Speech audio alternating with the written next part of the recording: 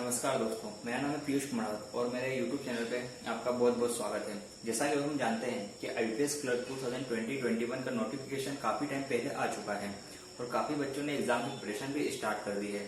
तो IPS clerk जो exam होती है, इसका जो लेवल होता है एग्जाम का लेवल, वो comparison to other bank exam level काफी ही इजी लेवल होता है। जैसे कि हम आईपीएस आरआरबी की बात करें, आरआरबी पीओ की बात करें, आईपीएस पीओ की बात करें, तो इनका जो एग्जाम का लेवल होता है वो काफी मॉडरेट टू डिफिकल्ट होता है। बाकी जो आईपीएस क्लर्क के एग्जाम की बात करें तो इसका लेवल काफी इजी होता है और इसको मिनिमम अगर किसी ने पहले से पढ़ रखा है तो 1 मंथ से 2 मंथ के टाइम पीरियड के ड्यूरेशन में वो एग्जाम देके आराम से प्री क्वालिफाई कर ही सकता है, इतना तो वो कर सकता है। तो मैं आज आपके साथ डिस्कस करूंगा कि प्री एग्जाम की स्ट्रेटेजी क्या होना चाहिए, कैसे हम एग्जाम को क्वालिफाई करेंगे और क्या क्या पढ़ के जाना है हमें एग्जाम में। आज मैं यहाँ अपने YouTube चैनल से जो भी अपलोड कर रहा हूँ वीडियो, आज हुई 18 अक्टूबर और जो एग्जाम इसकी होना है वो होगी प्री एग्जाम 5, 12 और 13 दिसंबर को, और जो इसकी मेंस एग्जाम है ये 24 जनवरी को होगी और जो इसका रिजल्ट आएगा वो 31 दिसंबर को आ जाएगा इसका रिजल्ट। पर सबसे पहले हमें ये देखना होगा कि प्री एग्जाम क्वालिफाई करने के लिए कौन कौन से टॉपिक को पढ़ के जाना है। हम एक्चुअली क्या करते हैं, कोई सी भी एग्जाम की प्रिपरेशन करते हैं तो काफी टाइम हम क्या करते हैं कि जो अननेसेसरी टॉपिक है उनको ज्यादा समय दे देते हैं और जिसके कारण हम एग्जाम क्वालिफाई नहीं कर पाते हैं। हमें वही पढ़ना चाहिए जो एग्जाम में आता है, हमें पूरा ज्ञान नहीं लेना है, हमें सिर्फ वही पढ़ के जाना है क्योंकि हमें एग्जाम क्वालिफाई करना है। ठीक है, तो हम देखेंगे यहाँ पे अभी जो टोटल वैकेंसी 2537, ये टोटल आईपीएस क्लर्क ने ऑफिशियल वैकेंसी रिलीज की है। पर ये जो वैकेंसी है बच्चों, ये है ना आगे जाके वैकेंसी बढ़ेगी ही बढ़ेगी, क्योंकि काफी बैंकों ने अपने जो नोटिफिकेशन था उसमें नील दिया हुआ था, तो वहां पे जो वैकेंसी है वो इंक्रीज होगी। तो आप उसके लिए भी कर रही है, आप तो आपकी प्रिपरेशन चालू रखिए और अच्छे से तैयारी कीजिए। ठीक है, तो हम सबसे पहले डिस्कस करेंगे रीजनिंग के बारे में। रीजनिंग सबसे सिंपल टॉपिक होता है बैंकिंग का। आप चाहे आरआरबी पीओ की बात करो, आईपीएस पीओ की बात करो, एसबीआई पीओ की बात करो, सबसे जो जिसने फर्स्ट टाइम प्रिपरेशन स्टार्ट की होगी बैंक की, वो सबसे पहले रीजनिंग से ही, और रीजनिंग ही सब बच्चों का, काफी बच्चों का फेवरेट टॉपिक रहता है ना। पर रीजनिंग में एक बात है बच्चों, सबसे पहले इसकी प्रैक्टिस करना काफी जरूरी है। रीजनिंग में आप चाहो तो इसमें आपको देखना पड़ेगा कि 35 क्वेश्चन रीजनिंग के आएंगे, 35 क्वेश्चन मैथ्स के आएंगे और 30 क्वेश्चन इंग्लिश के आएंगे। मैं आपको लिख देता हूँ, इसके आएंगे 35, 35, 30, टोटल 35 और टाइम ड्यूरेशन रहेगा यहाँ पे, टाइम आएगा 20 मिनट, 20 मिनट, 20 मिनट।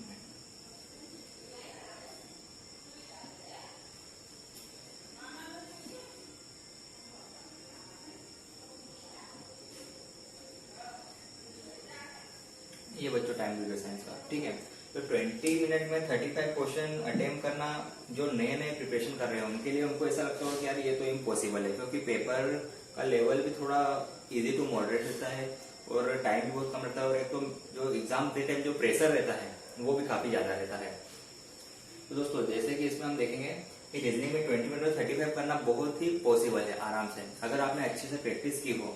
तो प्रैक्टिस करने के लिए सबसे पहले आप देखेंगे कि काफी सारी टेस्ट सीरीज है, जैसे यूट्यूब पे तो नहीं, बाकी जैसे कि आप बैंकर्स अड्डा हुई, अड्डा 247, उसके अलावा टेस्ट सीरीज हुई है, फिर ग्रेडअप हुई है, इन सब पे आप जाके आराम से कोई सी भी टेस्ट सीरीज परचेस कर सकते हो। वहां पे आप ऑनलाइन टेस्ट सीरीज लगा सकते हो। और अगर आपको एग्जाम निकालना है तो कम से कम आपको विदिन 1, मतलब जैसे एग्जाम आपकी 5 की, आप मान के चलो 5 की, तो 5 नवंबर से आप टेस्ट सीरीज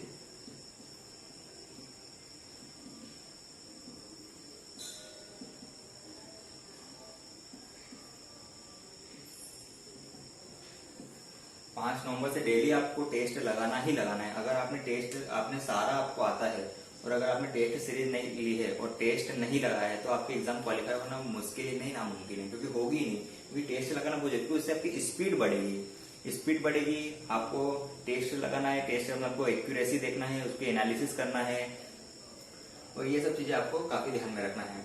जैसे कि मैंने भी एसबीआई क्लर्क का एग्जाम दिया था, तो उस टाइम पे भी मैं क्वेश्चन तो काफी कम अटेम्प्ट कर गया था, लेकिन मेरे मार्क्स ज्यादा, क्योंकि मेरे एक्यूरेसी जो क्वेश्चन थे वो सारे एक्यूरेट थे, तो उसके मेरे को जो नॉर्मलाइजेशन हुआ उसमें मेरे मार्क्स बढ़ गए थे, है ना।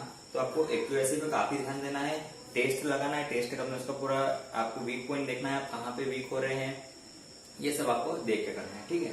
तो सबसे पहले हम रीजनिंग से स्टार्ट करेंगे। रीजनिंग में सिटिंग अरेंजमेंट एंड पजल, इसमें सिटिंग अरेंजमेंट एंड पजल में भी सर्कुलर बेस्ड होती है सिटिंग अरेंजमेंट, फिर रेक्टेंगुलर में होती है, फिर उसके बाद में लीनियर बेस्ड होती है ना, ठीक है। ये सिटिंग अरेंजमेंट पजल में ये आपको कम से कम 10 to 15 मार्क्स में आराम से देखने को मिलेगी एग्जाम में। 2 से 3 पजल आपको मिलेगी ही मिलेगी देखने को, या 4 पजल भी हो सकती है, बट इतनी तो मिलेगी ही मिलेगी। 3 पजल तो कम से कम आपको देखने को मिलेगी एग्जाम में। इनइक्वालिटी आपको 5 मार्क्स की आराम से एग्जाम में आएगी। सीरोज में आएंगे आपको 5 मार्क्स के। ब्लड रिलेशन 1 to 3 मार्क्स की आएगी। अल्फा न्यूमेरिक सीरीज 5 मार्क्स की आएगी। डिस्टेंस एंड डायरेक्शन 2 मार्क्स का आएगा। वर्बल रीजनिंग 1 to 2 मार्क्स की। ये होता है रीजनिंग का पोर्शन। इसके बाद में हम आते हैं मैथ्स के पोर्शन पे। मैथ्स से पहले अप्रोक्सीमेशन, सिंप्लीफिकेशन, इसके आप 5 क्वेश्चन मान के चलो। 5 to 10 और 10 to 15 क्वेश्चन भी आ जाते हैं।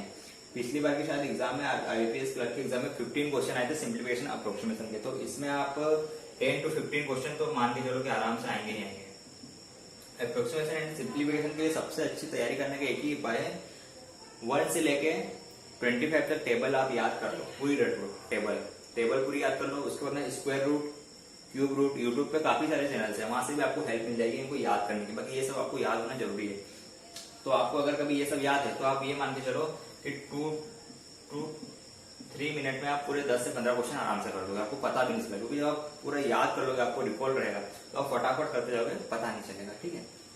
उसका होता है नंबर सीरीज। नंबर सीरीज की आपको प्रैक्टिस करना पड़ेगी, और अगर आपकी कैलकुलेशन स्पीड अच्छी है और आपकी कमांड है वहां पे, तो आप नंबर सीरीज इजीली उसमें कर पाओगे। इसमें भी मिसिंग नंबर सीरीज आती है ना। अधिकतर मिसिंग नंबर सीरीज ही आजकल पूछ रहे हैं, तो उस पर आपने ज्यादा फोकस करना, ठीक है। उसमें तो क्वाड्रेटिक इक्वेशन 5 मार्क्स की आती है।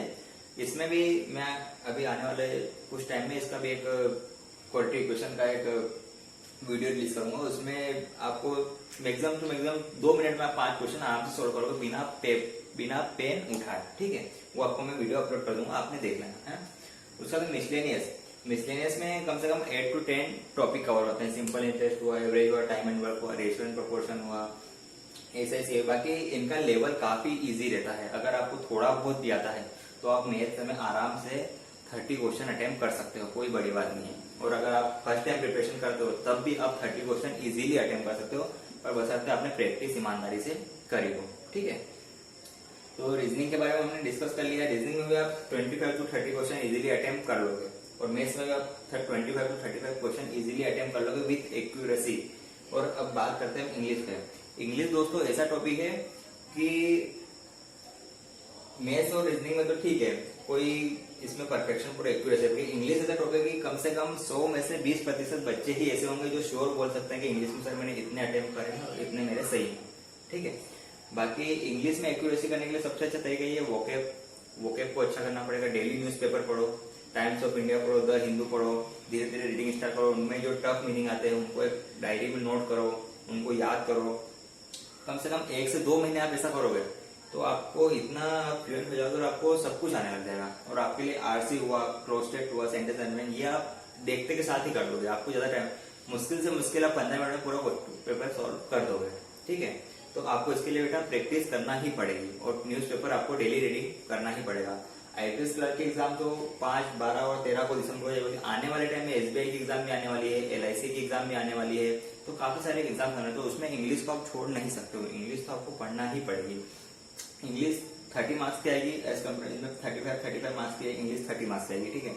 आरसी का जो लेवल रहता है एग्जाम में, वो लेवल इजी टू मॉडरेट रहता है, ना ही ज्यादा हाई रहेगा ना ही लो रहेगा, मीडियम रहेगा। आप इजीली उसमें से 10 मार्क्स का भी आएगा तो 5 to 6 मार्क्स तो आप इजीली कर दो। अगर आपने अच्छे से आपकी रीडिंग है तो आप ये मान के चलो कि आप 10 में से 8 क्वेश्चन तो कर ही दोगे। उसमें से 2 क्वेश्चन तो वोकेब के आएंगे, वो भी बहुत सिंपल रहते हैं, है ना।